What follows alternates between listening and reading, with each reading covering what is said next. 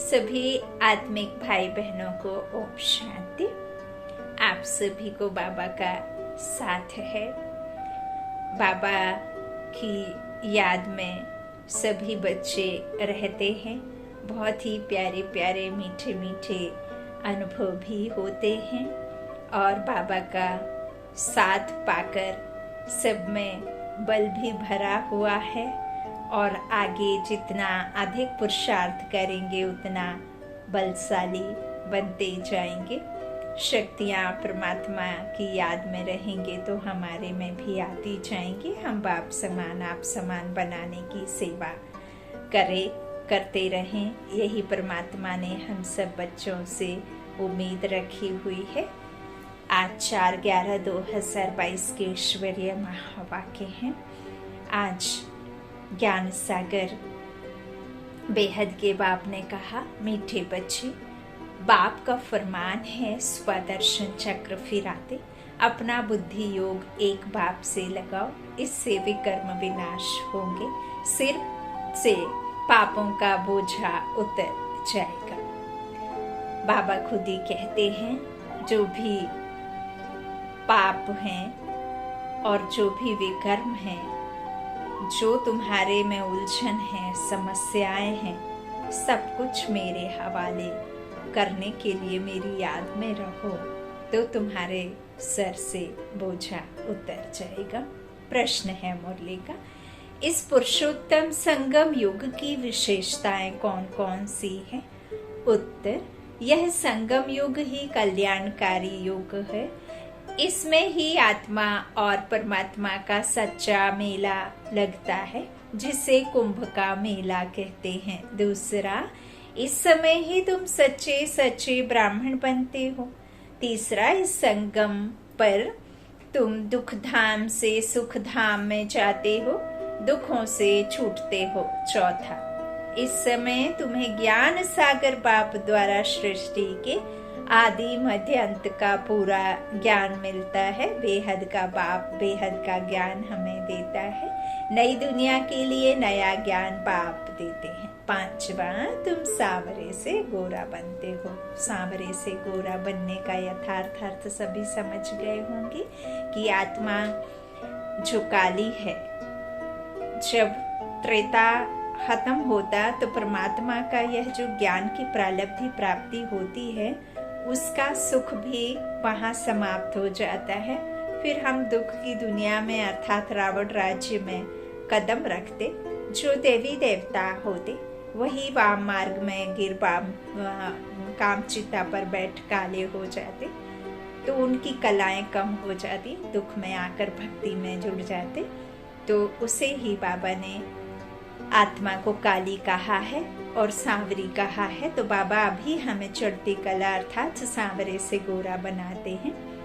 गीत है, इस पाप की दुनिया से ओम शांति। मीठे मीठे बच्चों ने गीत सुना और बच्चों की बुद्धि में यह बैठा हुआ है कि बरोबर कलयुग पाप की दुनिया है। इस समय सब पाप की बाबा कहते हैं पाप की दुनिया में हैं और पाप ही करते रहते हैं। बाप आकर तुम बच्चों को कल्प कल्प गति सदगति देते हैं। जब पतित दुनिया को पावन बनाना होता है, तब पतित पावन बाप आते हैं। आकर बच्चों को आप समान बनाते हैं। बाप में कौन सा ज्ञान है? सारे सृष्टि चक्र का ज्ञान है। तुम बच्चे भी इस सृष्टि चक्र को जानते हो। यह सारा चक्र कैसे फिरता है, यह बाप में ज्ञान है। इसलिए उनको ज्ञान का सागर कहा जाता है। वो यदि ज्ञान सागर है तो ज्ञान दाता भी है, क्योंकि परमात्मा को तो इस संसार में, इस जन्म मरण की दुनिया में और इस राज्य में आकर के डबल सरताज रख करके बादशाही नहीं करना है। वो तो बच्चों को बादशाही देने आते हैं। इसलिए ज्ञान सागर हमें ज्ञान देते हैं, ताकि हम बच्चे ऊंच मर्तबा पे ऊंचते ऊंच बाप आकर ऊंचे मर्तबे पे बिठाने का हमें ज्ञान देते हैं। बाबा कहते हैं इसलिए ज्ञान सागर कहा जाता है। वही पतित पावन है। इस चक्र को समझने से, स्वदर्शन चक्रधारी बनने से तुम फिर स्वर्ग के चक्रवर्ती राजा रानी बनते हो। तो बुद्धि में सारा दिन यह चक्र फिरना चाहिए, तो तुम्हारे विकर्म विनाश हो जाएंगे। फिर सतयुग में तो तुम यह चक्र नहीं फिराएंगे। वहां स्व अर्थात आत्मा को सृष्टि चक्र का ज्ञान नहीं होता। स्व किसे कहा आज बाबा ने? आत्मा को, जिसे क्या नहीं होता सतयुग में?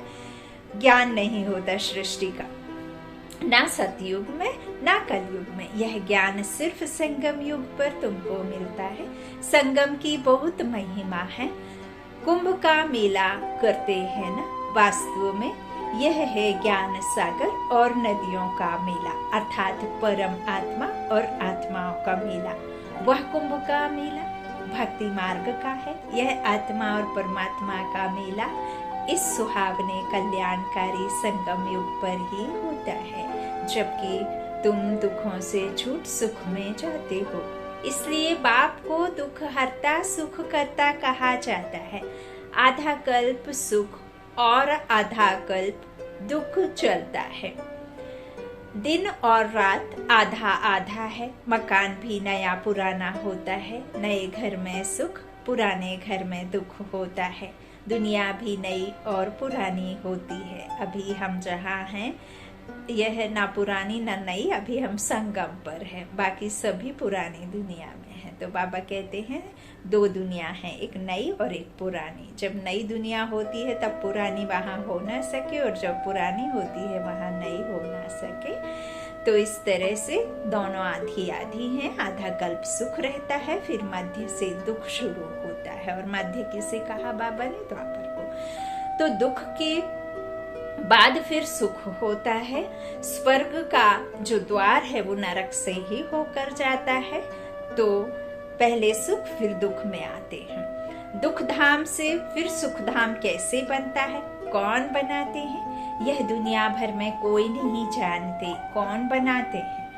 मनुष्य तो घोर अंधियारे में है। सतयुग को बहुत लंबा समय दे दिया है। अगर सतयुग की आयु बड़ी हो तो आदमी कितने होने चाहिए? वापस तो कोई भी जा नहीं सकते, सबको इकट्ठा होना ही है। वापस तो तब जाएं जब बाप आकर घर का रास्ता बताएं। अब एड्रेस ही नहीं पता किसी को, तो कैसे जाएंगे बिना पते के? तो भटकते रहेंगे और भटकते ही रहे। द्वापर से अब आया है बाप घर का एड्रेस देने, तो जाना है, अब ड्रामा पूरा होता है। तो इतनी सब आत्माओं को बाप संगम युग पर आकर पूरा रास्ता बताते हैं। तुम जानते हो हम 84 जन्मों का चक्र लगाकर आए हैं। सतयुग त्रेता में हमने कितने जन्म लिए हैं, वहाँ कितने वर्ष कौन कौन राज्य करते हैं, सारा तुम्हारी बुद्धि में है। सतयुग में 16 कला संपूर्ण, फिर 14 कला, फिर उतरती कला होती है। इस समय बहुत दुख है। दुख होता ही है पुरानी दुनिया में। सतयुग को नई दुनिया, कलयुग को पुरानी दुनिया कहा जाता है। अभी है संगम। अब पुरानी दुनिया का विनाश होता है, बाप नई दुनिया बना रहे हैं। तुम पुरानी दुनिया से निकल जाए, नए घर में बैठेंगे। तुम कहेंगे हम नए घर के लिए पुरुषार्थ कर रहे हैं कि हम नई दुनिया में उच्च पद पाएं। बाप सिर्फ कहते हैं मुझे याद करो और कोई तकलीफ नहीं देते। कैसे भी टाइम निकाल फरमान मानना चाहिए, परंतु माया ऐसी है जो फरमान मानने नहीं देती, बाप से बुद्धि योग लगाने नहीं देती। बाबा ने मुरली में अभी एक दिन पहले की मुरली में भी कहा कि ज्ञान कठिन है, याद सहज है। परमात्मा ने कितनी सहज विधि, कितनी युक्तियां बताते हैं याद में रहने की, है ना। सहज योगी कहा, कर्म योगी कहा, लेकिन हम आपने क्या किया? योग को बहुत बहुत कठिन बना दिया है ना। इतना अटेंशन देते देते टेंशन फुल हो जाते, जबकि बाबा कहते हैं अटेंशन दो लेकिन टेंशन तो मत लो, है ना। मैं तो पिता हूँ, मुझे याद करने के लिए क्या मेहनत करनी। फिर यूं भी है कि ज्ञान को तो फिर भी पढ़ लेंगे, रट लेंगे, मुरली सुन सुनकर बार बार रिवीजन होता है तो आपको पता चल जाएगा, लेकिन धारणा नहीं होगी क्योंकि परमात्मा से आपकी लगन नहीं लगी रहेगी, परमात्मा की याद में नहीं रहेंगे तो ज्ञान की धारणा नहीं होती। बाबा ने कहा ज्ञान भल कठिन है लेकिन योग सहज है, याद सहज है। परमात्मा को अपना बनाओ, संबंध जोड़ो, मैं कौन मेरा कौन का राज समझो और बस परमात्मा से बेहद का वर्षा याद रखो। क्या मिलता है, क्या देते हैं, क्या लेते हैं तो समझ आ जाएगा। तो बाबा से जब संबंध जुड़ेगा तो याद स्वतः ही आएगी, है ना। किसी से कुछ मिलना होता है तो याद आती है कि नहीं आती है। तो यही बात बाबा अपनी अपनी तरीके से युक्ति में ना जाने कितने बार अलग अलग रीति समझाया, जैसे जिसको याद करने में आसानी हो वैसे याद में रहो। अच्छा, बाबा कहते हैं माया ऐसी है जो फरमान मानने नहीं देती, बाप से बुद्धि योग लगाने नहीं देती, परंतु तुम बच्चों ने कल्प पहले भी पुरुषार्थ कर इस माया रूपी रावण पर जीत पाई है। तब तो सतयुग की स्थापना होती है। जितना जो मददगार बनता है उनको उतना इजाफा भी मिलता है। तो बच्चों को यह नॉलेज मित्र संबंधियों को भी देनी है। बाप का फरमान है कि मुझे याद करो, क्योंकि आधा कल्प के विकर्मों का बोझा सिर पर है, इसीलिए तोड़ नहीं पा रहे हैं ना। उनको भस्म करने का कोई उपाय नहीं सिवाय याद के। भल गंगा जमुना को पतित पावनी कहते हैं। समझते हैं हम पावन हो जाएंगे, परंतु पानी से पाप कैसे काटेंगे, यह है पतित दुनिया। तब सब पुकारते हैं, हे पतित पावन आकर सतयुग की स्थापना करो। सो तो सिवाय बाप के कोई स्थापन कर ना सके।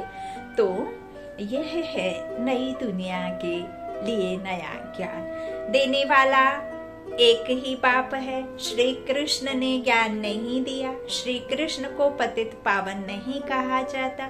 पतित पावन तो एक ही परम पिता परमात्मा है जो पुनर्जन्म रहित है। तुम जानते हो श्री कृष्ण पुरी को ही विष्णुपुरी कहा जाता है। जो सतयुग में प्रिंस प्रिंसेस है वही लक्ष्मी नारायण बनते हैं। रजो अवस्था जब उनकी होती है अर्थात स्वयंवर के बाद। बाबा कहते हैं श्री कृष्ण की राजधानी अपनी, राधे की राजधानी अपनी, दोनों अलग अलग गांव के हैं। बाबा कहते हैं उनकी कृष्ण और राधे की अलग अलग है, फिर उन्हों की आपस में सगाई होती है। राधे कृष्ण को कोई भाई बहन नहीं थे, भाई बहन की आपस में शादी नहीं होती, यह तो सभी समझ सकते हैं। अब तुम्हारी बुद्धि में यह बातें टपकती रहती हैं, पहले यह नहीं जानते थे।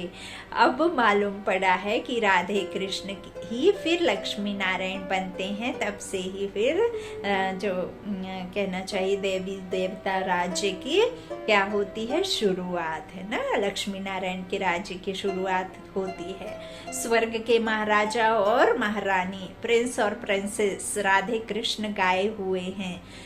उन्हों के माँ बाप का इतना ऊंचा मर्तबा नहीं है। यह क्यों हुआ? क्योंकि उन्हों के माँ बाप कम पढ़े हुए हैं। समझा कम पढ़े लिखे होने का अर्थ क्या है? एक भाई जी ने ज्ञान में बताया कि राधे कृष्ण, बाबा ने भी मुरली में डाला है, जो राधे कृष्ण के माता पिता हैं वो कलयुगी दुनिया के होंगे। अभी उनका जन्म हो चुका है और जहाँ तक सुना है सत्य कि दादी रुक्मणी जो कृष्ण की माँ, पिता का नहीं, मुझे उतना आइडिया सुना नहीं, तो वो आ चुकी हैं और उन्होंने कहीं एक ब्राह्मण परिवार में, कहीं एक गांव में जन्म ले चुकी हैं। अभी उनका करीब करीब 2008 में कि 7 में कब दादी गई, उसके बाद में थोड़े समय बाद दादी ने ले लिया, तो उनका थोड़ा आयु भी हो गई होगी और वो अभी से ज्ञान में आ जाएंगी और फिर उनका जो युगल होगा वो भी ज्ञान में रहेगा। फिर योग बल से कृष्ण होंगे। बहुत ही अच्छी और सच्ची बात है, ज़रूर सुनिए और ज़रूर इसको बुद्धि में बिठा लीजिए। फिर उसके बाद में जब कृष्ण जन्म हो जाएंगे, फिर राधे दूसरे गांव में जन्मेंगी, तो उसके बाद जब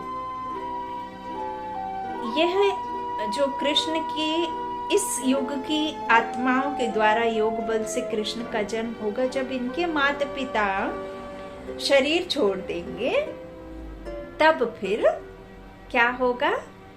देवी देवता धर्म माना लक्ष्मी नारायण का जो राज्य है, जो कहना चाहिए सतयुगी राज्य है, वो शुरू होता है। और वो भी कब होता है? जब लक्ष्मी नारायण अर्थात कृष्ण और राधे का क्या हो जाता है? सगाई हो जाती है ना? तब वो राज्य शुरू होगा ना। बालक बालिका से वो सतयुगी प्रिंस प्रिंसेस तो राज्य नहीं चलाएंगे। और इनका क्यों पढ़ाई कम कही है? यहाँ बाबा ने आज के महावाक्यों में लिखा है कि जो उनके माता पिता हैं कृष्ण के, उनको उतना गायन नहीं है, क्योंकि वो उनकी अपेक्षा कम पढ़े हैं। क्यों कम पढ़े हैं? क्योंकि वो विकारों से पैदा होंगे। लेकिन जो कृष्ण हैं वो योग से पैदा होते हैं। कोई पत्ते पे कोई आता नहीं, किसी की नाभि से कोई निकलता नहीं। अच्छा, तो बाबा कहते हैं वो कम पढ़े लिखे हैं। राधे कृष्ण का जितना नाम है, उनके माँ बाप का तो जैसे नाम है नहीं। वास्तव में जिसने जन्म दिया उनका नाम बहुत होना चाहिए, परंतु नहीं, राधे कृष्ण सबसे ऊंच है। उन्हों के ऊपर तो कोई है नहीं, क्योंकि वह कैसे योग बल से आए ना पहले राज्य में सबसे पहले। तो राधे कृष्ण पहले नंबर में गए हैं, फिर पहले नंबर में महाराजा महारानी भी बने हैं। जो पहले आएगा वही तो महाराजा महारानी बनेंगे। भल जन्म माँ बाप से लिया है, परंतु नाम उन्हों का ऊंचा है। यह बुद्धि में अच्छी तरह बिठाना है। जबकि तुम यहाँ बैठे हो तो यह स्वदर्शन चक्र फिराते रहो। बाबा कहते हैं इस चक्र फिराने से तुम्हारे पाप भस्म होते हैं, अर्थात रावण का सिर कटता है। यह सतयुग त्रेता द्वापर कलयुग का यह चक्र है ना। हम पहले सो देवता थे, फिर क्षत्रिय वैश्य शूद्र बने हैं, अब फिर हम ब्राह्मण बने हैं। ब्राह्मण सो फरिश्ता, फरिश्ता सो देवता, फिर हम सो देवता बने। बाबा ने ओम का अर्थ अलग समझाया है, हम सो का अर्थ अलग है ना। बाबा कहते हैं शास्त्रों में एक ही कर दिया है। वह समझते हैं ओम अर्थात हर आत्मा सो परमात्मा, परमात्मा सो आत्मा। यह है उल्टा। बाप समझाते हैं ओम अर्थात हम आत्मा है। परमपिता परमात्मा की संतान है, मैं भगवान। यह कोई ओम का अर्थ नहीं है। हम आत्मा निराकार हैं, हमारा बाप भी निराकार है, साकार शरीर का बाप भी साकार है। जो यह दिखने वाला है इसका मनुष्य ही होगा ना। बाप माता पिता जैसे हम दिखते हैं वैसे ही दो कान एक मुख वाला होगा कि चार पैर और दो आंखों वाले, चार कान वाले, ऐसे तो नहीं होगा ना। या निराकार तो नहीं होगा। निराकार आत्मा का परमात्मा पिता है, और जो साकार में है वो साकार जैसे दिखते हैं। अच्छा, तो बाबा कहते हैं साकार शरीर का बाप भी साकार है। हम परमात्मा की संतान है, तो हमको स्वर्ग की राजधानी जरूर चाहिए। बाप हमको स्वर्ग का वर्षा देने आए हैं।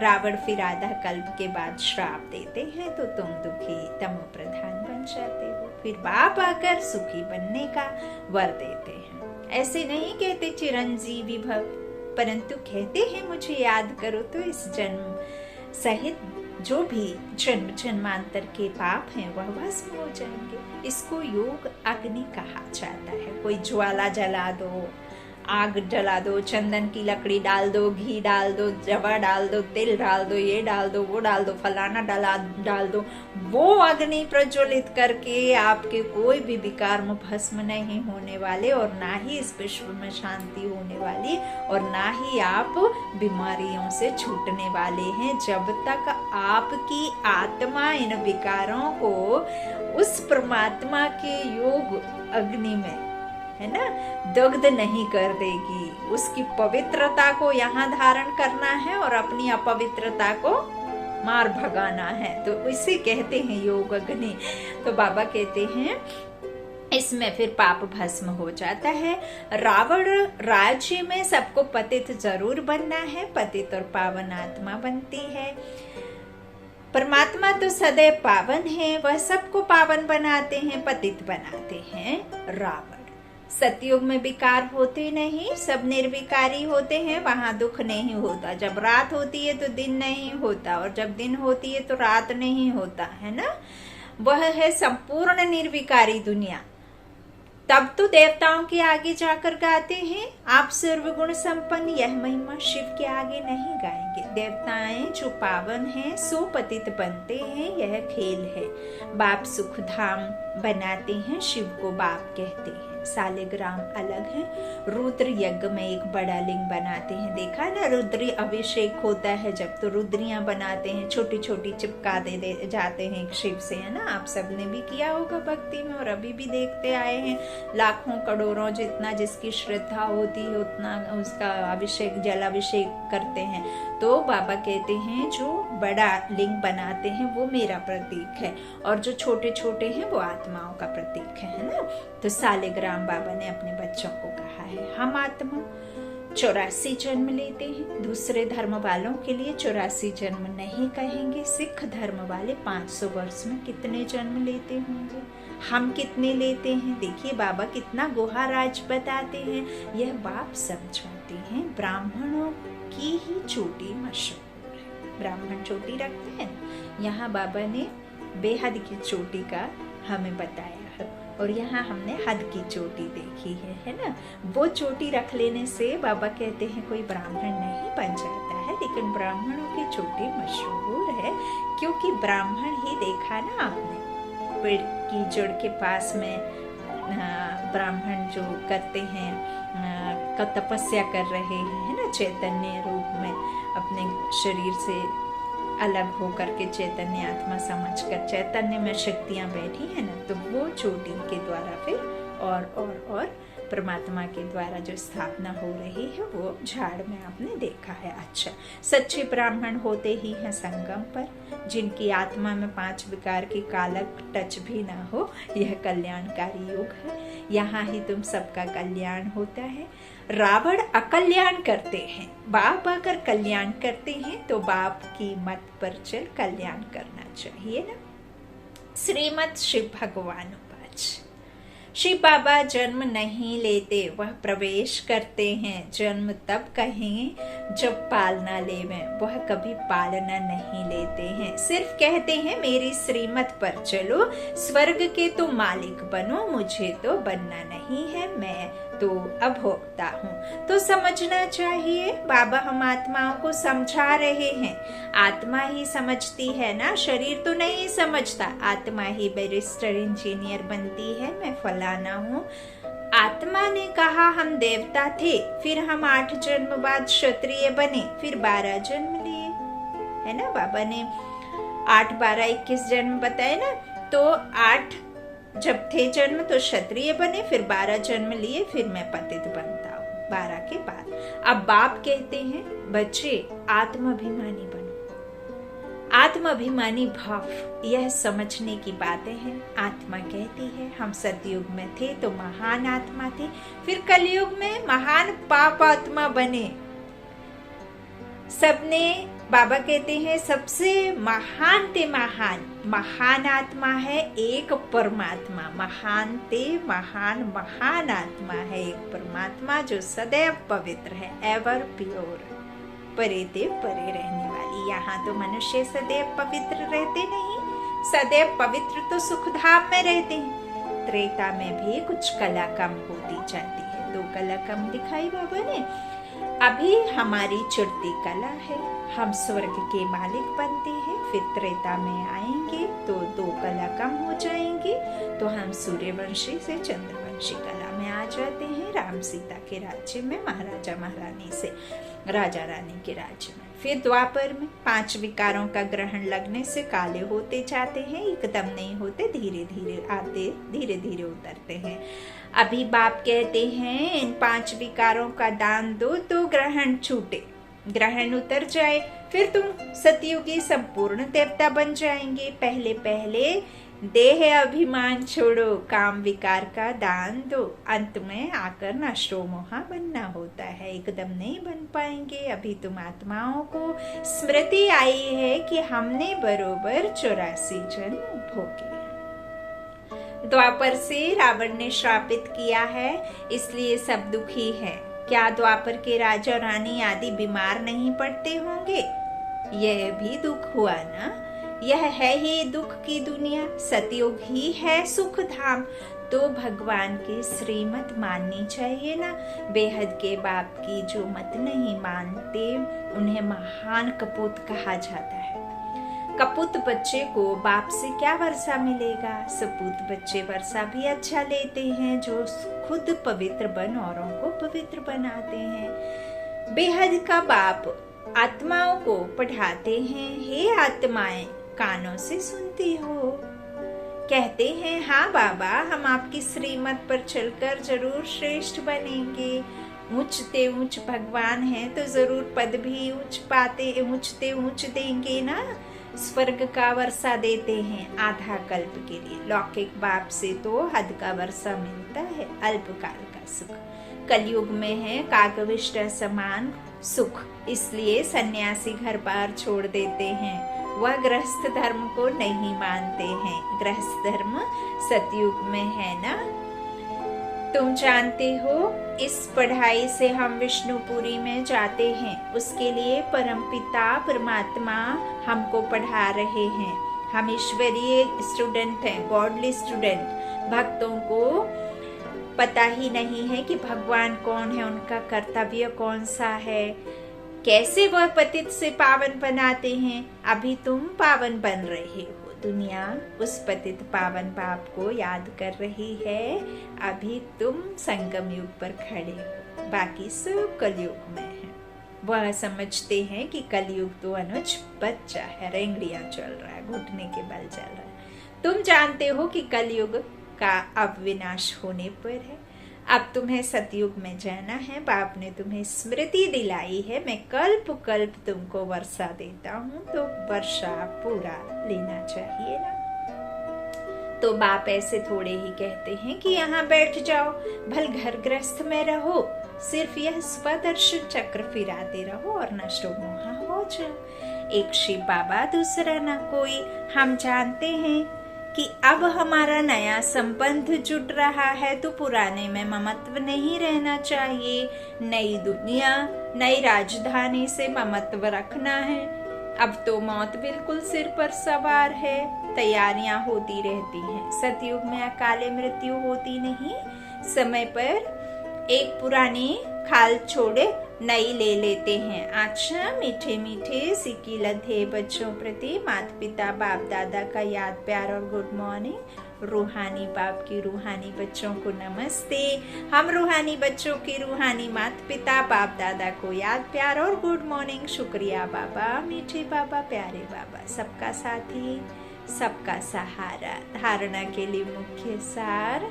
पहला बाबा ने कहा, स्वा दर्शन चक्र फिराते पूरा पूरा नष्टो मोहा बनना है। मौत सिर पर है, इसलिए सबसे ममत्व निकाल देना है। दूसरा, बाप से वर्षा लेने के लिए पूरा श्रीमत पर चलना है।